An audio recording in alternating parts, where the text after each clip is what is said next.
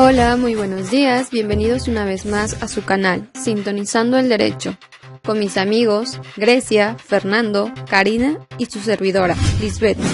En esta unidad les hablaremos de los contratos, qué es un convenio y un contrato, los elementos de existencia de los contratos, requisitos de validez de los contratos y la clasificación de los contratos. En este capítulo empezaremos con una entrevista. A continuación tenemos a nuestro invitado de honor, Alfredo. Hola Alfredo, el día de hoy nos gustaría hacerte dos importantes preguntas. Nos gustaría saber qué sabes o piensas que es un contrato. Pues yo pienso que un contrato es un acuerdo que generalmente es escrito, en donde las partes que están involucradas se comprometen de una manera jurídica a cumplir con las condiciones que se establecen. Por último, ¿qué sabes o piensas que es un convenio? En el caso del convenio yo pienso que es un acuerdo en donde de manera voluntaria las partes involucradas establecen las condiciones. Bueno, hemos concluido con esta pequeña entrevista. Queremos darte las gracias por estar hoy con nosotros. Esperamos verte nuevamente en un programa más.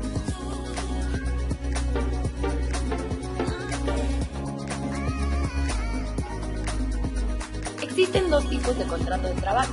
El contrato individual de trabajo, el cual sus características son exclusividad, subordinación, dependencia y reciprocidad.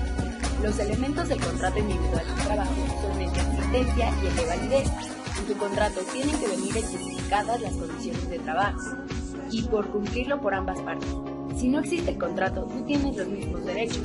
El contrato individual de trabajo debe contener nombre, nacionalidad, edad, sexo, estado civil, domicilio del trabajador y del patrón, duración del vínculo, servicio o servicios que deban prestarse, lugar de trabajo, duración de la jornada, forma y monto del salario, día del banco, indicación de que el trabajador será capacitado y otras condiciones como días de descanso y vacaciones. La Ley Federal del Trabajo especifica tres tipos de contratos: por obra determinada, por tiempo determinado o por tiempo indeterminado. Por otra parte, el contrato colectivo de trabajo se especifica en el artículo 386 de la Ley Federal del Trabajo. Es el convenio celebrado entre sindicatos de trabajadores y sindicatos de patrones, con objeto de establecer las condiciones de trabajo. El contrato colectivo puede nacer por vía ordinaria o por vía de juicio. El contrato colectivo de trabajo debe contener la empresa y sindicato, debe señalar las especificaciones referenciales. Sus cláusulas tratan en cuestiones como el monto de salario, horas de trabajo, los días de descanso y vacaciones. Las prestaciones a los trabajadores como seguros, pensiones, certificaciones y otras cláusulas que señalan las normas de indemnizaciones. No olvides seguir estas recomendaciones, pues los trabajadores también tienen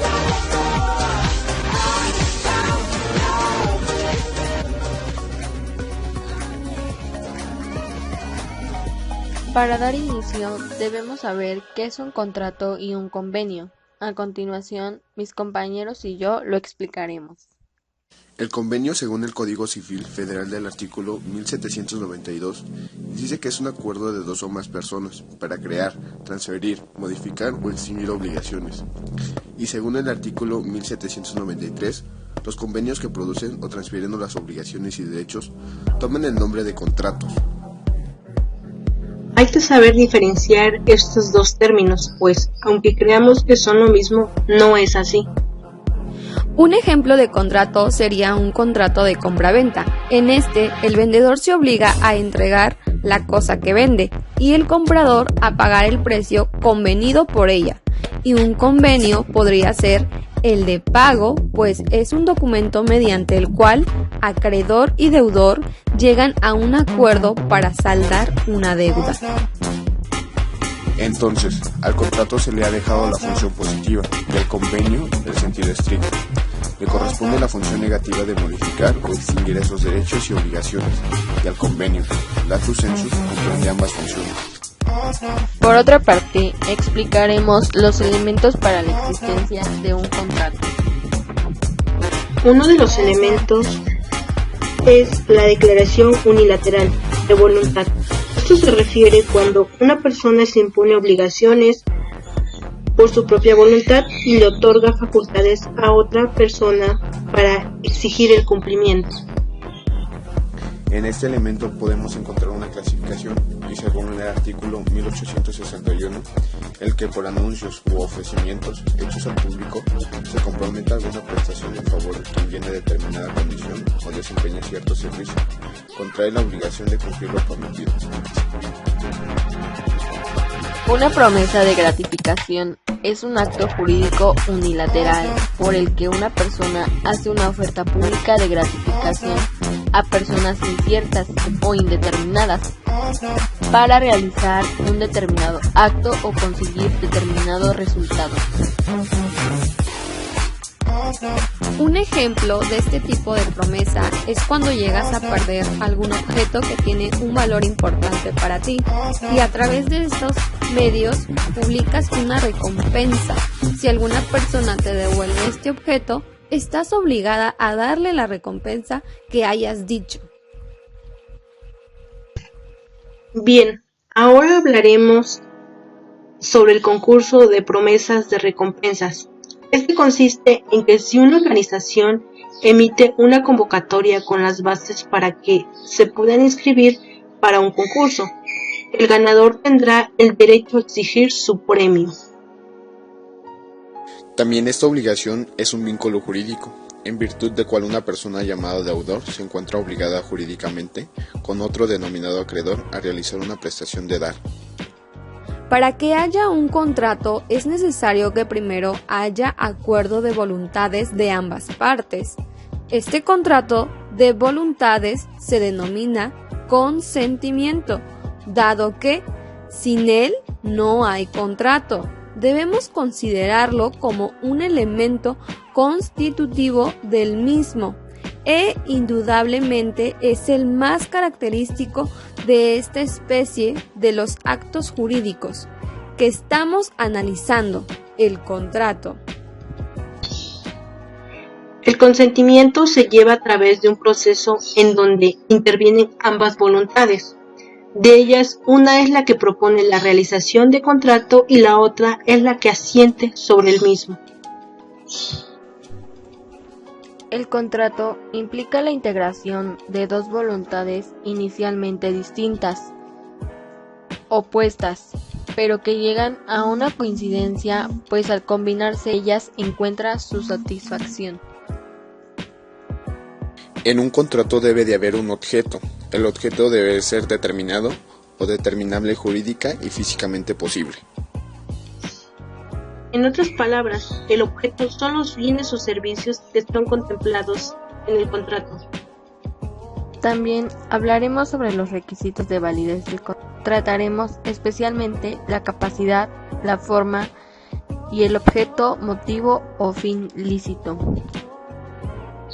Bien, ahora empezaremos definiendo lo que es la capacidad.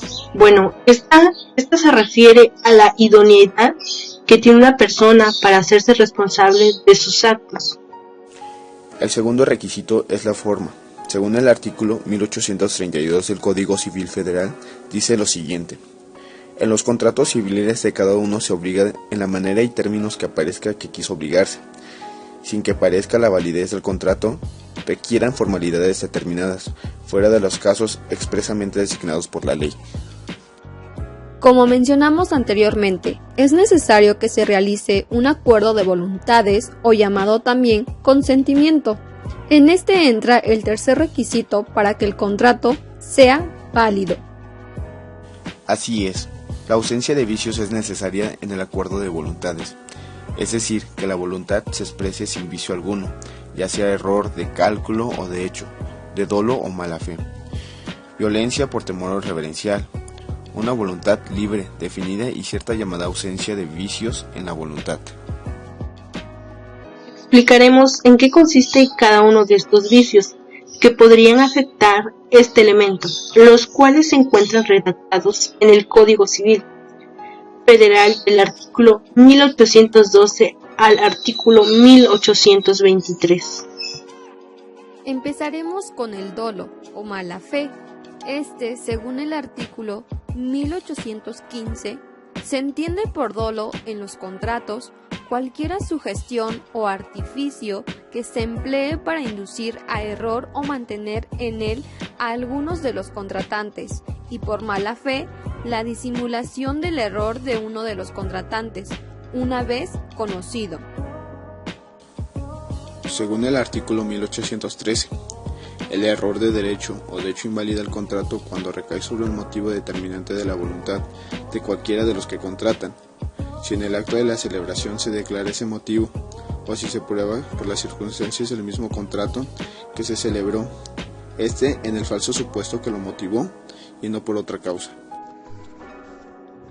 Otro vicio que se menciona en el artículo 1818 del Código Civil, en el que declara lo siguiente: es nulo el contrato celebrado por violencia, ya provenga esta de alguno de los contratantes o ya de un tercero, interesado o no en el contrato. La violencia es un acto de fuerza material o moral ejercida contra una persona para obligarla a prestar su consentimiento en un contrato. En el Código Civil Federal del artículo 1819 nos dice que se entiende por violencia.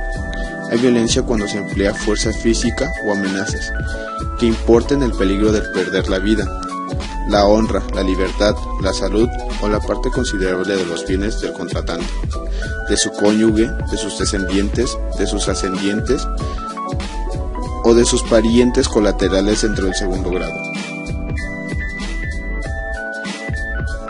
Por último, tenemos el temor reverencial. En el artículo 1820 nos dice que el temor reverencial es solo el temor de desagradar a las personas a quienes se debe sumisión y respeto. No basta para viciar el consentimiento. Regresando del corte comercial, hablaremos sobre la clasificación de contratos.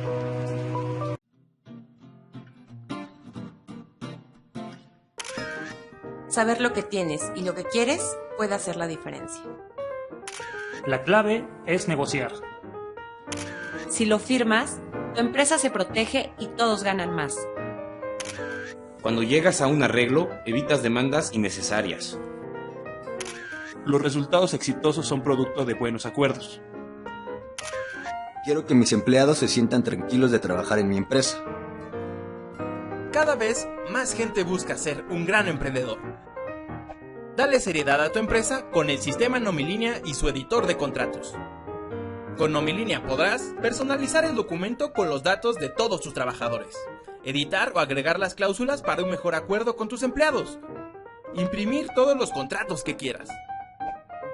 Todos nuestros contratos fueron elaborados conforme a la ley y están avalados por nuestros expertos.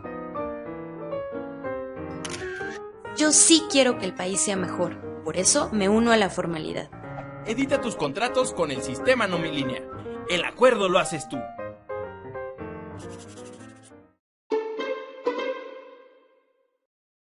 Entonces, ¿podemos encontrar diferentes tipos de contratos?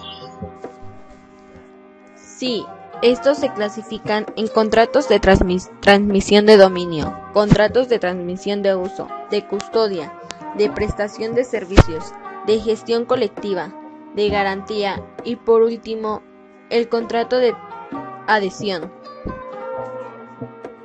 Es importante mencionar la clasificación de Georgi. La clasificación de Georgi parte de un punto de vista distinto. Ya no toma en cuenta la naturaleza del objeto, sino el propósito o finalidad que las partes se proponen al realizar el contrato. Distingue los siguientes propósitos fundamentales. 1. La transmisión del dominio. 2. La transmisión del uso. 3. La realización de un fin común. 4. La prestación de servicios. 5. La comprobación jurídica. 6. La constitución de una garantía, es decir, comprende aquellos contratos cuya finalidad es garantizar una obligación principal. La primera categoría comprende la compraventa, la permuta, la donación, el mutuo y la sociedad. Pero en la clasificación de Georgi, la sociedad se incluye en los contratos que denomina de finalidad común. La segunda categoría abarca el arrendamiento y el comodato. En el primer caso se trata de una transferencia onerosa del uso, o sea, por el pago de un bien o de dinero. En el segundo, es decir, en el comodato, la transmisión del uso es gratuita. Existe por consiguiente una finalidad en común: conceder el uso de una cosa.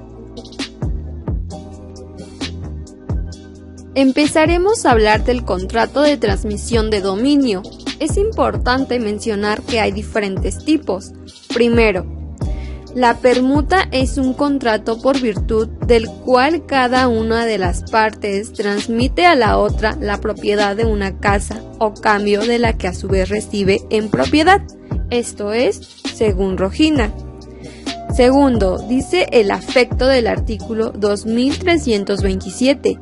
La permuta es un contrato por el cual cada uno de los contratantes se obliga a dar una cosa por otra. El artículo 1702 del Código Napoleón define la permuta en los siguientes términos. El cambio es un contrato por el cual las partes se dan respectivamente una cosa por otra. Más explícito es el artículo 1485 del Código Argentino. El contrato de un truque o permutación tendrá lugar cuando uno de los contratantes se obligue a transferir al otro la propiedad de una cosa, con tal que éste le dé la propiedad de otra cosa. Enseguida está el contrato de compraventa, contrato por el que una persona llamada vendedor se obliga a transferir a otra llamada comprador la propiedad de una cosa o de un derecho, y éste a su vez se obliga a pagar por ellos un precio cierto y en dinero. Esto es, según el artículo 2248 del Código Civil. Al igual que en el contrato mutuo, este también tiene elementos como son el consentimiento de las partes, la cosa materia del contrato y el precio. Según Rojina, la promesa unilateral de venta, el promitente se obliga a vender, pero el beneficiario no se obliga a comprar. Queda a opción del beneficiario exigir o no la celebración del contrato definitivo de compraventa. No debe confundirse la promesa unilateral con el acto jurídico unilateral. En la promesa unilateral existe el consentimiento, es decir, el acuerdo de dos o más voluntades, solo que una de las partes resulta exclusivamente obligada en tanto que la otra no reporta obligación. Pero hay un acto jurídico bilateral. Tenemos, por ejemplo, la promesa unilateral de venta. Es contrato porque se ponen de acuerdo las partes en otorgar una operación que tenga por objeto, dentro de cierto tiempo, obligar al promitente a realizar la compraventa. Hubo acuerdo de voluntades para ese objeto de interés jurídico. Es unilateral porque solo el prominente se obliga a vender y el beneficiario simplemente acepta, sin obligarse a comprar. Pero es contrato porque el beneficiario ha dado su consentimiento para que, si así lo desea, exija dentro de un plazo la celebración de la compraventa definitiva. En cambio, en el acto jurídico unilateral de la oferta u policitación, que existe inicialmente en todos los contratos en el momento de su formación, solo hay la manifestación de voluntad del oferente. Si el precio de la cosa vendida se ha de pagar parte en dinero y parte con el valor de otra cosa, el contrato será de venta cuando la parte en numerario sea igual o mayor que la que se ha de pagar con el valor de otra cosa. Si la parte en numerario fuere inferior, el contrato será de permuta. Esto es, según el artículo 2250. Como siguiente tenemos el contrato, por el cual una persona llamada mutuante se obliga a transferir la propiedad de suma de dinero o de otras fungibles a otra llamada mutuario, quien se obliga a devolver a otro tanto de la misma especie y calidad. Bueno, este es un ejemplo de un contrato mutuo y sus elementos son transferencia del dominio de bienes, el cual debe ser gratuito, y estos bienes deben ser consumibles. En el mutuo había la transmisión del dominio de una cosa fungible, con la obligación del mutuatario de restituir otra de la misma especie y calidad. Por último, se encuentra el contrato de donación, contrato por el cual una persona transfiere a otra gratuitamente una parte o la totalidad de sus bienes presentes. Y sus elementos son transmisión del dominio, bienes no futuros, materia del contrato y transmisión gratuita de los mismos. Sus efectos de la donación respecto de donante y donatario. Podemos decir que la donación es un contrato unilateral cuando se trata de una donación simple, pero sujeto a la eventualidad de que si el donatario es ingrato o comete un delito contra la persona o parientes del donante o contra su patrimonio, la donación se convierte en un contrato bilateral. Bueno, compañeros, es momento de cambiar la clasificación de contratos de transmisión de uso. Primero mencionaremos el comodato. Según Rojina, el comodato es un contrato por virtud del cual una persona llamada comodante se obliga a conceder gratuitamente el uso de una cosa no fungible a otra persona llamada comodatario, quien se obliga a restituirla a su propia individualidad. En el artículo 2497 del Código de la siguiente definición. El comodato es un contrato por el cual uno de los contratantes se obliga a conceder gratuitamente el uso de una cosa no fungible y el otro contrae la obligación de restituirla individualmente. El comodato se caracteriza como un contrato traslativo de uso de bienes no fungibles, gratuito, principal y bilateral. Conforme al Código de 1884, el comodato se caracterizó por ser unilateral y gratuito, como consecuencia de ser un contrato real.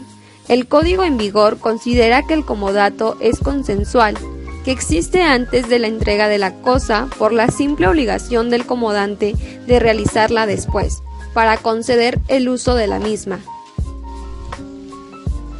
Desde un punto de vista lógico, podemos decir que como consecuencia de haber sido el comodato un contrato real, desde el derecho romano hasta el código anterior era unilateral y que en la actualidad, por ser un contrato consensual, es bilateral. El comodato, como contrato real o consensual, ha sido siempre por esencia gratuito. Si se estipulase una prestación por el uso de la cosa, se convertiría en un arrendamiento. El comodato es un contrato de tracto sucesivo, es decir, se realiza en una serie de prestaciones a través del tiempo, en oposición a los contratos instantáneos que quedan cumplidos por la ejecución de una sola prestación.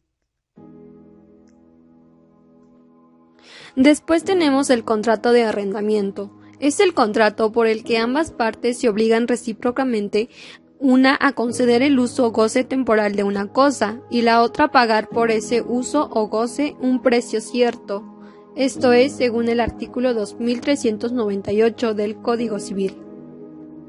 Los elementos del arrendamiento son el uso de goce de una cosa no fungible ni consumible, que dicho sea oneroso, el precio cierto y determinado, llamado renta. Es importante mencionar el usufructio. Según Rafael Rojina Villegas, de su libro Compendio de Derecho Civil, cuarto, Contratos, que partiendo de la compraventa o de algún contrato de los que actualmente son traslativos de dominio, otorgaba al adquiriente a través del tiempo la propiedad. El efecto del contrato era, desde este punto de vista, conceder una posesión apta para adquirir el dominio por prescripción, o bien conceder la posesión pretoriana, que justamente se diferenciaba del dominio, en que no otorgaba la propiedad romana, pero que sí constituía una forma de posesión eficaz, para que a través del tiempo se convirtiera en dominium. El proceso de formación de un contrato puede ocurrir de dos formas. Una sería instantánea o la otra forma sería una progresiva. Bien, cuando se dan de forma instantánea, en ese supuesto estaremos en presencia del contrato entre presentes. Ahora bien, esto no ocurre solo en el caso de que el oferente y el aceptante estén en el mismo momento y lugar. Solo interesa la inmediatez de la aceptación en relación a la oferta. Por ello, es que la ley admite que puede realizarse por medio de agente o nuncio, pero este tiene que obtener de inmediato aceptación. Un ejemplo de contrato de forma instantánea suele suceder que, para arribar a la celebración de un contrato, las partes realizan durante un periodo previo diversas negociaciones, que llevarán a que oportunamente se alcance la oferta, que al ser aceptada conducirá al contrato. Esas negociaciones preliminares no quitarán el carácter de contrato entre presentes, pues este es configurado por inmediatez de la aceptación en relación a la oferta. Se discute que el valor jurídico tiene esas tratativas contractuales. La ruptura de la misma puede originar responsabilidad precontractual. No es que las negociantes sean vinculatorias, pero sí pueden llevar a una obligación, entre otros sentidos, el de reparar el daño. El desarrollo científico de las últimas décadas ha llevado a la creación de medios de comunicación como es el del teléfono. Debemos considerarlo al momento de la celebración como un contrato entre presentes. Bien, entonces el contrato de custodia también es un contrato entre presentes. Claro, bueno, los contratos de custodia es cuando una persona encomienda a otra de su confianza una cosa para su guarda legal, con retribución o sin ella. Esta adquiere obligaciones. El depositador está obligado a custodiar las cosas y atender a su conservación conforme a lo pactado, pero en todo caso a responder a la pérdida por dolo o por culpa grave. En los contratos entre presentes, la aceptación debe ser dada de inmediato.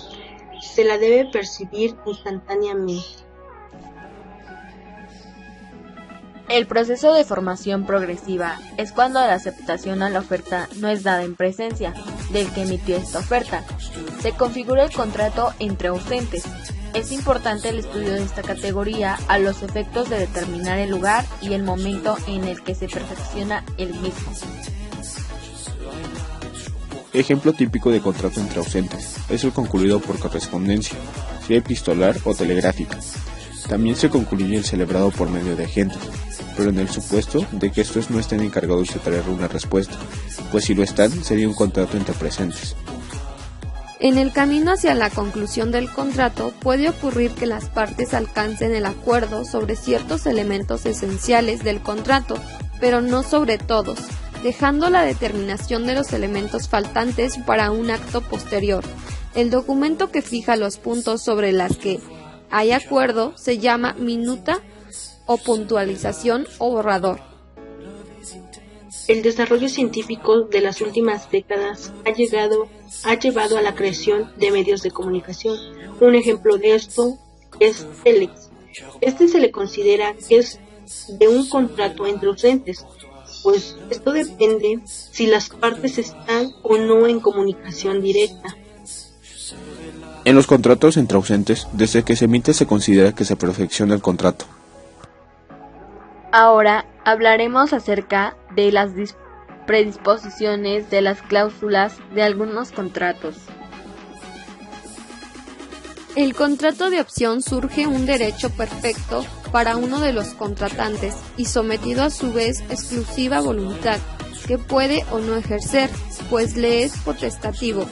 Ejemplo, el pacto de retroventa, según el artículo 1366, el de reventa, artículo 1367 y 1391, la posibilidad de prorrogar una locación. Bueno, lo que esto quiere decir es que la parte no obligada puede celebrar un contrato, que hagan hacer obligaciones, modificarlas o bien extinguirlas. Contrato de prelación. Las partes pueden establecer que para este supuesto de que uno de ellos decida celebrar determinado negocio, estará obligado a darle preferencia a la otra respecto a otros eventuales interesados. También crea una opción, pero en este caso condicionada. Es un contrato modal. Ejemplos: el pacto de preferencia y el pacto de mejor comprador. En el primero, la condición es suspensiva y en el segundo, resolutoria. ¿Sabías que muchas ciudades de nuestra provincia no tenían autobombas en los cuarteles de bomberos voluntarios? Gracias a la ley que aprobó los contratos petroleros, el gobierno realizó un aporte de más de 43 millones de pesos a la Federación de Bomberos Voluntarios de Río Negro, que serán destinados a equipar todos los cuarteles de la provincia. El 30 de diciembre de 2014, el Parlamento rionegrino ratificó los contratos hidrocarburíferos para mejorar la calidad de vida de las familias rionegrinas. Legislatura del Pueblo de la provincia de Río Negro. Sueños, leyes, hechos. Contrato preliminar. Una de las partes o ambas se obligan a celebrar con posterioridad otro contrato que será definitivo, pero cuyo contenido ha quedado determinado en el preliminar. El contrato normativo es un contrato que contiene las normas que regirán la eventual estipulación de futuros contratos. No obliga a ceder otro contrato. Un ejemplo de este es el convenio colectivo. Bueno, hablaremos acerca del contrato reglamentario. Este nos dice que este contrato tiene por objeto una serie de contratos futuros que pueden o no sobrevenir. Este contrato no obliga, pero puede ser el resultado de un acuerdo. Contrato por adhesión. Es cuando no hay posibilidad de discutir porque el ofertante ya determinó de antemano todas las condiciones y el destinatario solo puede adherirse a la celebración del contrato o rechazarlo. Relaciones contractuales fácticas u obligación de conducta social típica. Es una concepción nacida en Alemania, elaborada por Haupt y muy discutida. En ella se desconocen la naturaleza contractual del supuesto fáctico que da de origen el vínculo obligatorio. Serían de hecho, pues nacen de un acto no contractual, pero serán contractuales en cuanto se les aplica las normas vinculadas a los contratos. Ejemplo, la utilización de un ómnibus, de un servicio público, de un aparato automático en el que a cambio de una moneda se adquiere un bien. Bien, lo que debemos tener presente acá es que cuando una persona celebra un contrato, esta puede ser para una persona determinada o bien puede ser para el público en general. Disculpa, ¿alguno me podría dar un ejemplo acerca de un contrato al público en general? Claro que sí, mira. Esta oferta al público puede asumir diversas formas. Un ejemplo de ellas serían los aparatos automáticos de prestación de servicios, o por ejemplo podría ser el transporte, realización de actos tales como espectáculos, circulares, avisos, exposiciones de mercancías o anuncios, entre otros. Las partes pueden imponer a la aceptación todo tipo de modalidades, pero en general deberá cumplir los siguientes requisitos: ser pura y simple, o sea, corresponder exactamente a la oferta. No puede modificarla ni imponerle condiciones. Estos casos implicarían nuevas ofertas. Artículo 1152. El indicar a través de un telegrama, carta, no puede configurar aceptación, pues no se puede conocer el contenido de ella, pero en determinadas circunstancias y de acuerdo a los términos empleados podría llegar a considerarse como aceptación, dirigida al proponente, es decir, que es recepticia, pero puede retirarse hasta tanto lo haya recibido el destinatario de la oferta. Debe ser seria, debe darse oportunamente, es decir, en un tiempo hábil. Si la oferta es verbal, debe aceptarse en el acto. Si es escrita, en nuestro derecho, en principio, no hay límite en cuanto al tiempo de aceptación, pero puede quedar limitado por retractación o caducidad. En estos casos, si llega la aceptación, será tardía y cabrá considerarla como contemporánea, o sea, carente de valor, importando una nueva oferta, o darle la oferente de la facultad de considerarla eficaz o ineficaz. Creemos que en la práctica ambas soluciones conducen al mismo resultado. Ahora hablaremos acerca de la caducidad de la oferta. Debemos de tener muy claro que esta norma juega solo para los contratos entre ausentes y no para las celebraciones entre presentes. También el fallecimiento comprende la muerte natural, como la declaración de ausencia con presunción de fallecimiento, la pérdida de capacidad, también acerca de los inhabilitados del artículo 152. Este principio de la caducidad general no se aplica a la donación, pues para ella rige el artículo 1794. Si la donación se hace a varias personas separadamente, es necesario que sea aceptada por cada uno de los donatarios, y ella solo tendrá efecto respecto a las partes que la hubiesen aceptado. Si es hecha a varias personas solidariamente, la aceptación de uno o alguno de los donatarios se aplica a la donación entera, pero si la aceptación de los uno se hiciera imposible, o por su muerte o por revocación, el donante respecto de ellos, la donación entera se aplicará a los que la hubiesen aceptado. ¿Qué sucede si la oferta es irrevocable y fallece o cae en incapacidad el proponente? ¿Subsiste o no la propuesta? En general, debe de considerarse subsistente, salvo que de su propia naturaleza resulte lo contrario, como si fuera personalísima. Este criterio se sostuvo en el despacho de mayoría aconsejado en el Cuarto Congreso Nacional de Derecho Civil.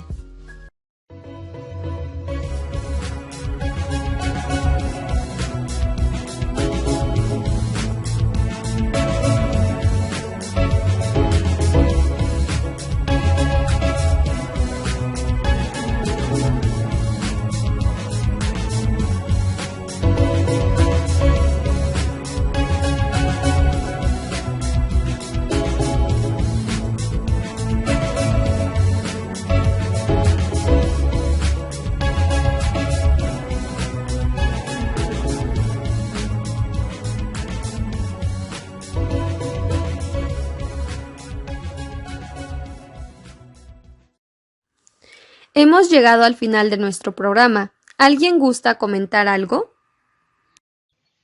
Bueno, en lo personal considero que es muy importante saber acerca de los contratos y celebrar contratos, ya que cuando tienes un contrato, este te respalda acerca de lo que se va a hacer y lo que se tiene que cumplir.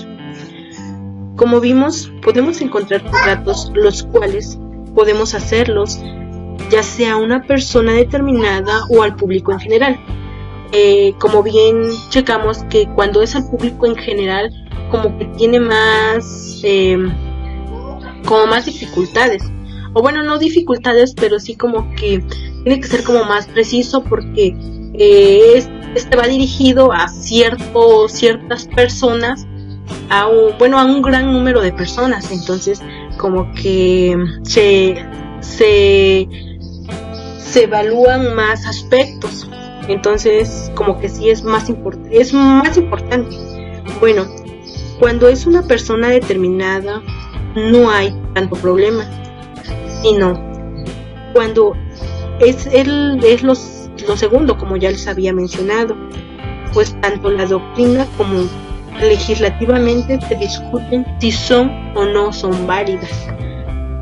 Un ejemplo que siento que tiene mucho que ver en esto es, en la comunidad donde yo vivo se llama San Esteban de Coscalco, y tiene como un año que entró una línea de combis de este pueblo.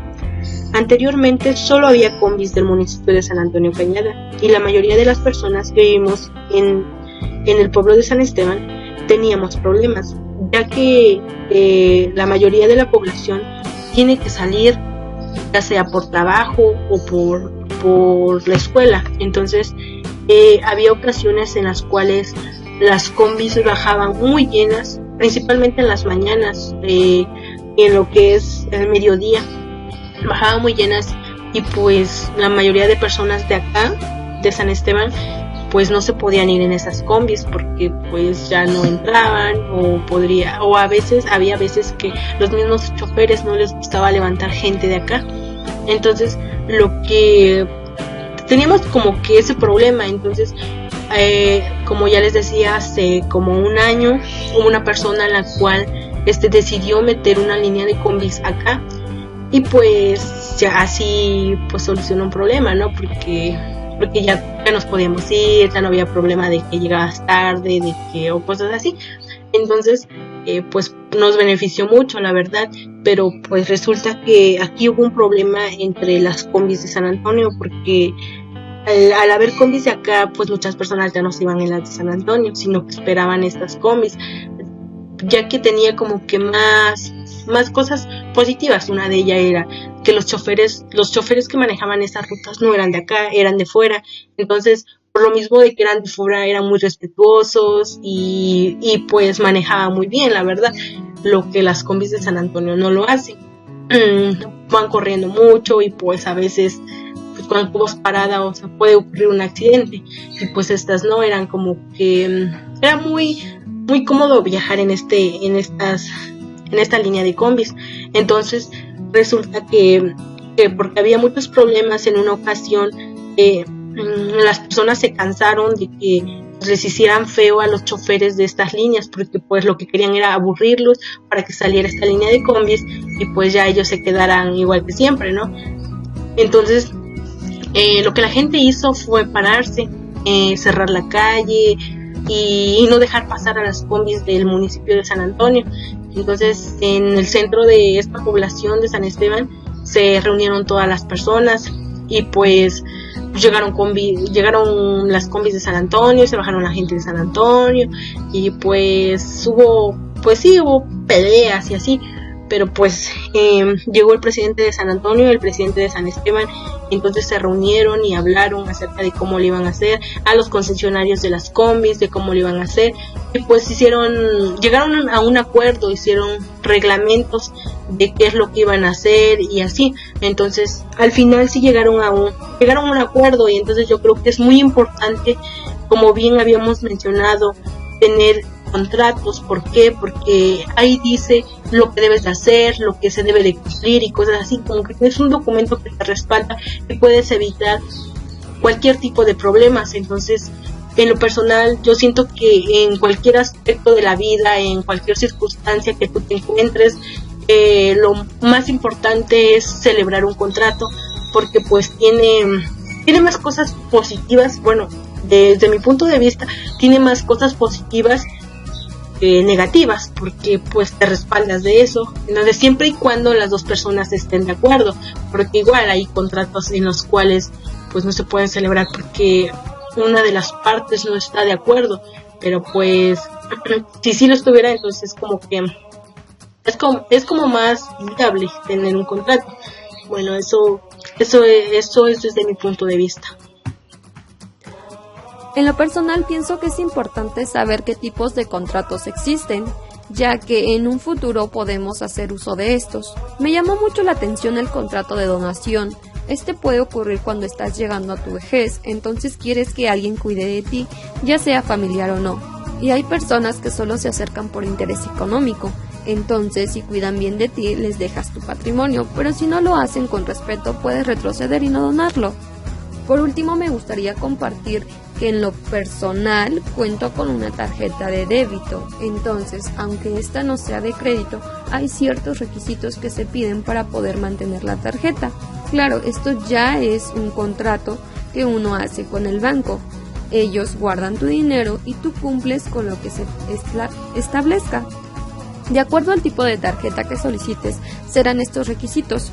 Por ejemplo, está la tarjeta donde no te piden contar con una cierta cantidad, pero sí tienes que realizar de 6 compras durante el inicio y cierre de corte, ya que si no las realizas te cobran un interés. También hay otra tarjeta donde mínimo debes mantener 4,000 pesos todo el tiempo. ya que si cuentas con menos de esta cantidad te cobran un interés. Y hay varios tipos. Ya para terminar sería el que pasando de cierta cantidad, una cantidad muy elevada, tienes que comprobar de dónde obtienes el dinero. Solo es para rendirle cuentas al SAT y así no tener ningún problema.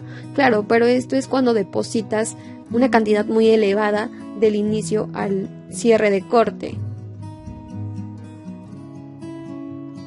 Bueno amigos, eso es todo el día de hoy. Gracias por haber estado con nosotros esta mañana.